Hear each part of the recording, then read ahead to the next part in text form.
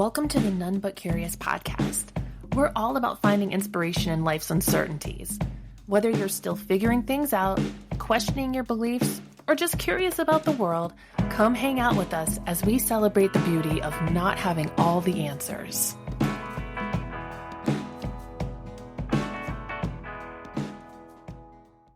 If you're hearing this in late November, you've probably felt that familiar expectation in the air. The idea that this is the time to summon gratitude and to make it feel cozy, uncomplicated, and deeply meaningful. And maybe you can do that. Maybe you've had years where gratitude drifts in naturally, the way morning light slips through an open curtain. But maybe this year isn't one of them.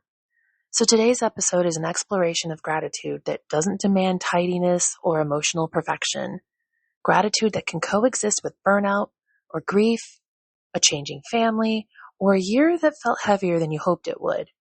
It's for anyone who feels a little out of sync with the holiday script. The part that says this should be the season of uncomplicated warmth, glowing candles, clinking glasses, and hearts overflowing. Maybe this year you feel something else. If so, you're not alone, and this episode is for you. We tend to talk about gratitude as though it's a switch we flip, a mindset, a moral virtue, a perspective that we're supposed to access effortlessly, especially this time of year. But gratitude is not a light switch. It's more like a weather pattern, influenced by what's happening inside our bodies, around our homes, and across our lives. Some years, gratitude shines bright and steady. Other years, it flickers. And sometimes it doesn't show up until much, much later when we're looking back from a calmer, safer place. But we don't often say that out loud, because the story that we're told is that gratitude should be easy, especially at this time of year. Just make a list. Just look on the bright side. Just be thankful. Just choose joy. But what if the joy isn't choosing you back? What if you're tired in a way that sleep doesn't fix? What if you've lost someone or something or a version of yourself?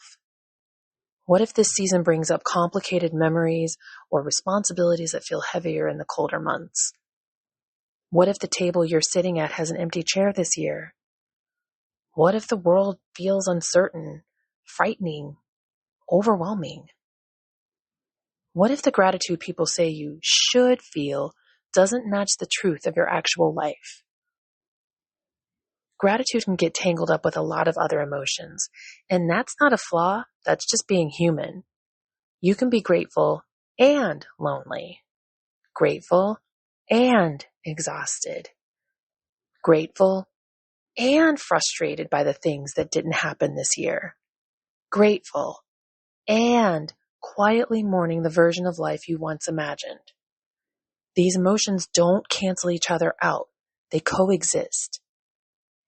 We sometimes act like gratitude is supposed to replace our hard feelings, like a coat of paint over a really shaky wall.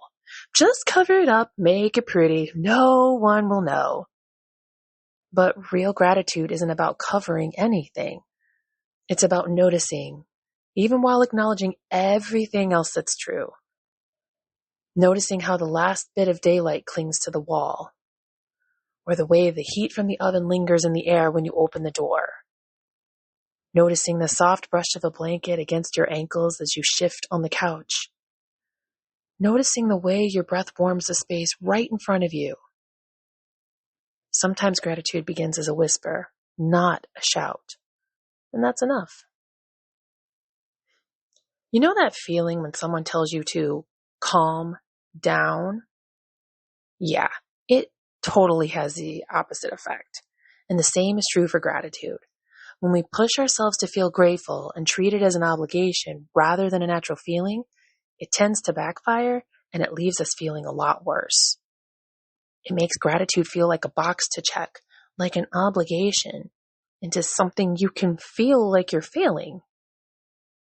But gratitude is not a performance. It's not an achievement. It's not a personality trait. It's a moment of noticing, and moments don't appear just because we tell them to. If anything, the more pressure we put on ourselves to feel grateful, the harder it is to access the real thing. Pressure tightens the mind. Gratitude needs space. So if you haven't felt the classic hallmark glow of thankfulness recently, it's not because you're doing something wrong. It's because you are making your way through a world that oftentimes feels like a dumpster fire, and you're doing it with discernment, honesty, and a quiet endurance. So let's call this what it is: messy gratitude. It's what happens when appreciation comes wrapped in something darker: grief, fear, confusion, or change. Messy gratitude is what you feel when you're grateful for the time you had with someone, but the ache of missing them is still sharp. It's the gratitude that surfaces when you're thankful to have survived something really difficult, but part of you is still processing what it cost. It's the gratitude that whispers, "I'm so glad I made it through," while another part of you says, "But I'm not fully okay yet." Messy gratitude is real, and it usually doesn't look pretty from the outside. It's the gratitude of the tender-hearted, the stretched thin, the quietly grieving, the still healing. And it's definitely not going to make it onto a holiday card, but I think it's the most honest gratitude of all. Sometimes gratitude doesn't arrive as a thought like, "I'm thankful for this." Sometimes it shows up as a feeling in your body. The moment cool water hits your hands and your whole system exhales. The soft crackle under your feet when you step onto a gravel path. The gentle tingling in your fingers as circulation returns after being still for too long. The sudden warmth that spreads through your chest when you watch someone you love laugh. The slow stretch of your arms when reaching for something just out of reach. The quiet relief of loosening your jaw and realizing you were holding tension you didn't even notice. Even the prickles in your cheeks after coming in from the cold. These are all physical signals of presence and grounding, gratitude without words. A lot of people imagine gratitude as a mindset, but it's also a bodily experience, one you feel before you ever can name it. Noticing without demanding, feeling without forcing, letting the body register a moment of enoughness. So if your brain feels too full to list what you're grateful for, try this instead. Pay attention to one sensation that feels gentle: warmth, softness, sound, scent.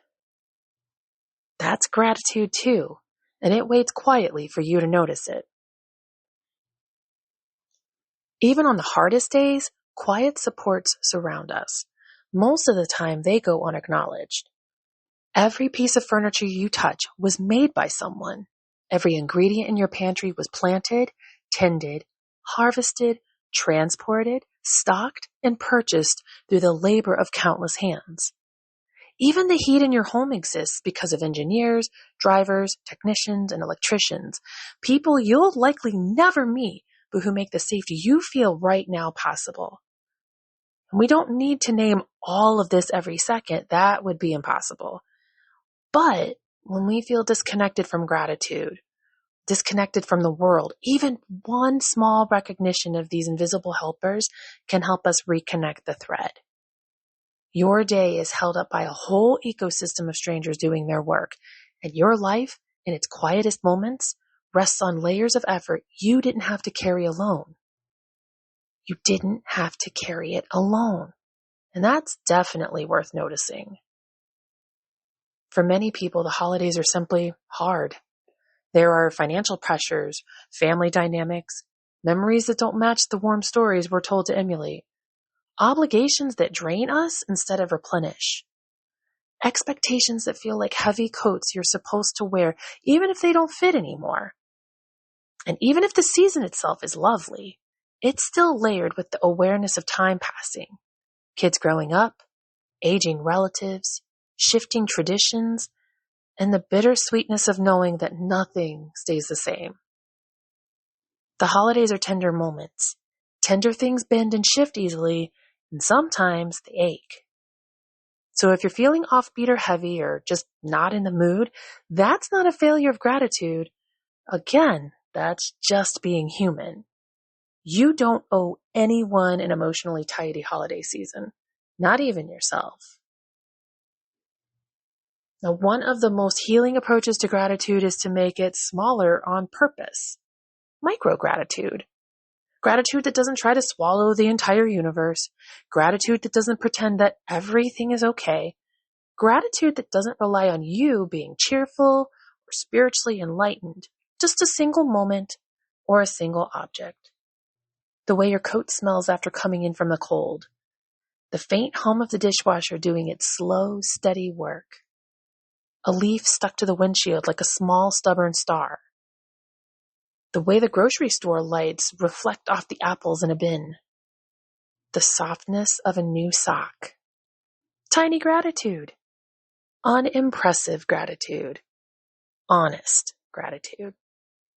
It doesn't have to be transformative. It doesn't have to spiritualize your whole life. It just has to be real. What if this year, instead of trying to feel grateful the right way, you gave yourself permission to redefine what gratitude looks like? Maybe your gratitude is quieter, or slower, or mixed with grief, or tangled with exhaustion, or simply out of focus right now. That is all allowed. There is no single correct way to be thankful. There's only the way that feels true in this moment. Your gratitude may be incomplete, imperfect, inconsistent, or invisible to others, and still it counts. There is something brave about being honest with yourself in a season that pressures everyone toward emotional uniformity. Sometimes the most courageous gratitude is the willingness to say things like, I'm grateful for what I can see, and I'm still struggling. I'm thankful for some things and grieving others. I appreciate what I have, but I wish the year had gone differently. I'm glad for this moment, even if it's small. This is what real thankfulness looks like. It's not a glossy picture of perfection. And this version of gratitude doesn't erase anything. It includes everything. Instead of treating gratitude like a feeling you have to produce, what if it's simply the act of being here? Being awake to the life you are actually living, not the life you're supposed to be living, not the fantasy version of yourself that holiday movies tells you to become, not the curated image of a family gathering where everyone behaves and gets along. Just here, in this body, in this room, in this moment. Presence is its own form of gratitude. Sometimes the most honest thank you we can offer the world is simply this. Hey, I'm here. I'm paying attention. And I'm doing my best. Sometime in the next day or two, take 30 seconds and look around the room you're in. Let your eyes land on one object, any object, a cup, a lamp, a book, a sneaker, a plant, a remote, a piece of mail, literally anything. And then gently ask yourself, what small way is this object making my life easier or softer or more possible? You don't need a profound answer. Like maybe the cup holds water. The lamp lets you read. Maybe the book reminds you that you're curious. And the sneaker helps you move through the world. Maybe that little plant is proof that something in your home is growing quietly. Just one small moment of noticing, that's all. And that humble moment is gratitude. Even if your heart is tired, even when life feels messy, even if you're still waiting for clarity or healing or rest. Gratitude doesn't need your life to be perfect. It only needs a little attention. So if this season is complicated for you for whatever reason, let this be your permission slip. Your gratitude does not need to be glossy. It does not need to be Instagrammable. It doesn't need to be loud, and it doesn't need to be obvious to anyone else. You are allowed to hold thankfulness and weariness at the same time. You are allowed to feel appreciation without pretending the year was easy. You are allowed to have a heart that's still mending and still grateful.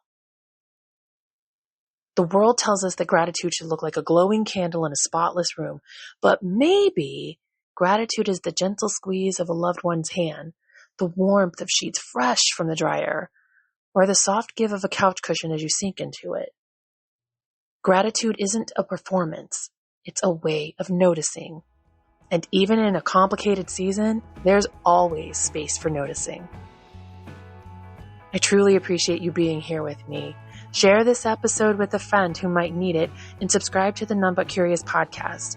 And wherever you are, whatever you're carrying, and whatever the season asks of you, may you find one small moment that softens the edges of the day.